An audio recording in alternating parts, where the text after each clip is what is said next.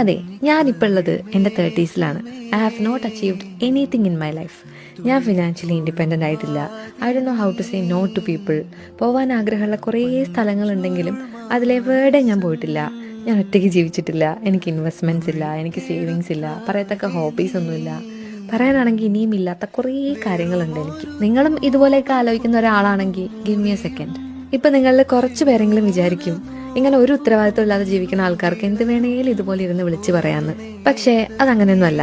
ഒരു സർട്ടൺ ഏജിൽ എല്ലാ കാര്യങ്ങളും ഇങ്ങനെ കറക്റ്റ് ഓർഡറിൽ അച്ചീവ് ചെയ്ത് ഓരോ കോളത്തിൽ ഇങ്ങനെ ടിക്ക് മാർക്ക് ചെയ്ത് മെഷർ ചെയ്യേണ്ട ഒരു സാധനമാണോ സക്സസ് എന്ന് പറയുന്നത്? അതെന്താ, നമ്മുടെ സൊസൈറ്റി പറയുന്ന സക്സസിന്റെ റിക്വയർമെന്റ്സിന്റെ കോളത്തിൽ ടിക്ക് മാർക്ക് ഒന്നും ഇല്ലാത്ത ആൾക്കാർക്കൊന്നും ഇവിടെ ജീവിക്കണ്ടേ? ചിലപ്പോൾ അവരുടെയൊക്കെ പോയിന്റ് ഓഫ് വ്യൂല് സക്സസിന്റെ ചെക്ക് ലിസ്റ്റിലുള്ള റിക്വയർമെന്റ്സ് നിങ്ങൾ ഈ പറയുന്നതൊന്നും അല്ലെങ്കിലോ? അപ്പൊ ആരെങ്കിലും വന്നിട്ട് നിങ്ങൾ സക്സസ് ഒന്നും അല്ല എന്ന് പറഞ്ഞാൽ that doesn't mean you are A failure. That only means you are just a human being. All these are normal.